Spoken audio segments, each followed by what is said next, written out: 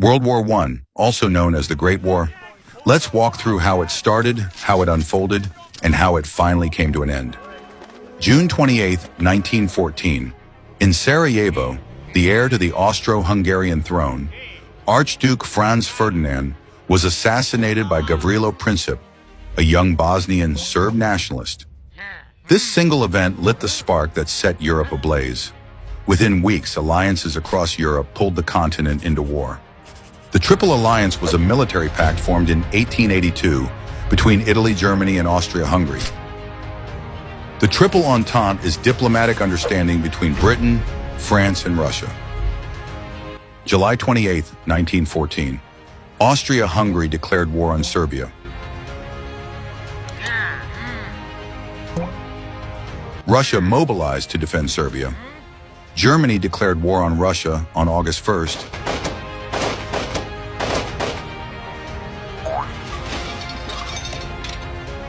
And then on France just 2 days later. On August 4th, 1914, Germany invaded Belgium, expecting to cross in just a few days on their way to France. But Belgian forces put up fierce resistance. At Liège, the fighting lasted from August 5th to August 16th. When Germany invaded neutral Belgium, Britain joined in, declaring war on Germany.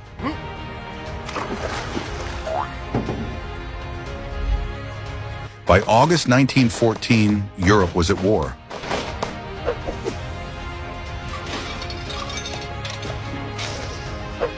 Sei-Problett. Verpiss dich. While Japan, bound by treaty with Britain, declared war on Germany and captured its colonies in China and the Pacific.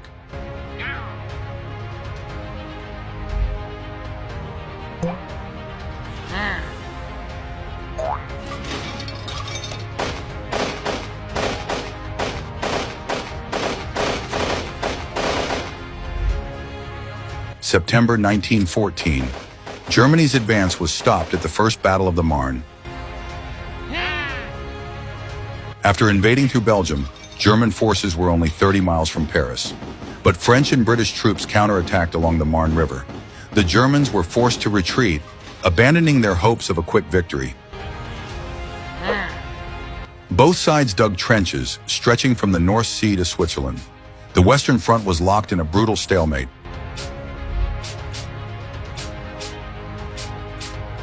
Tanks and aircraft appeared for the first time. Machine guns turned battlefields into slaughterhouses. In 1916, the world saw two of the bloodiest battles in history. Verdun, which lasted 10 months and cost hundreds of thousands of lives, and the Somme, where over 1 million men were killed or wounded for just a few miles of ground. World War I spread to Africa, where the European colonial powers clashed. Britain, France, Belgium, and South Africa launched campaigns against German colonies. By 1916, most were captured, like German Southwest Africa and Togoland. Australia, still part of the British Empire, sent thousands of soldiers overseas.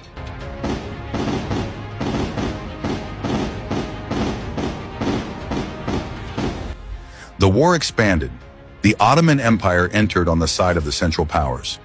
Although officially neutral at first, it had secretly aligned with Germany. The turning point came when Ottoman warships, crewed partly by Germans, bombarded Russian ports in the Black Sea. In response, Russia declared war on the Ottomans on November 2, 1914, and soon after, Britain and France followed. By joining the Central Powers, the Ottoman Empire opened new fronts in the Middle East, the Caucasus, and the Dardanelles, shaping the global scope of the war.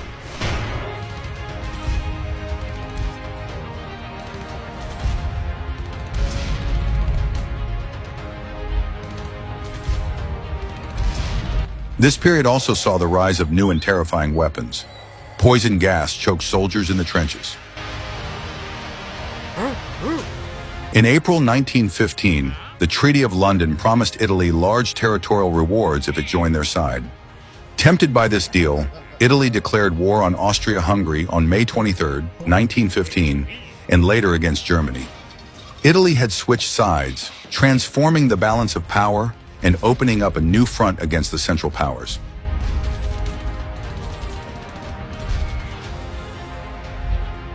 In October 1915, Bulgaria entered the war on the side of Germany and Austria-Hungary. Bulgaria's goal was revenge. After losing land to Serbia in the Balkan Wars, it saw World War I as a chance to win it back. With Bulgaria's entry, the Central Powers launched a joint offensive against Serbia, crushing it and securing a direct land route from Germany to the Ottoman Empire. Meanwhile, Germany made a fateful decision. It resumed unrestricted submarine warfare, sinking neutral ships and angering the United States. In August 1916, Romania joined the Entente allies, hoping to gain Transylvania from Austria-Hungary. But Germany, Austria-Hungary, Bulgaria, and the Ottoman Empire counterattacked. By the end of the year, Romania was crushed. Its capital, Bucharest, fell in December 1916. The United States supplied the Allies with food, weapons, and ammunition, boosting their war effort. In May 1915, a German U-boat torpedoed the British liner Lusitania, killing nearly 1,200 people, including Americans. But there was more. Germany sent the infamous Zimmermann telegram to Mexico, urging it to join the war against the U.S. in exchange for the return of Texas, New Mexico, and Arizona. When the British intercepted and revealed the telegram, American outrage exploded. On April 6, 1917, the United States declared war on Germany. For the Allies, this was a turning point. In July 1917, Greece entered the war on the side of the Allies. After years of political division between a pro-German king and a pro-Allied prime minister, the king abdicated and Greece joined the Entente, strengthening the Allied front in the Balkans. 1917, the tide began to turn. In Russia, revolution erupted, forcing Tsar Nicholas II to abdicate. The new Bolshevik government soon sought peace with Germany. 1918, with Russia gone after signing the Treaty of Brest-Litovsk, Germany launched a final offensive in the spring. At first they advanced, but Allied forces, now bolstered by American soldiers, counterattacked. The 100 Days Offensive pushed Germany back across the Western Front.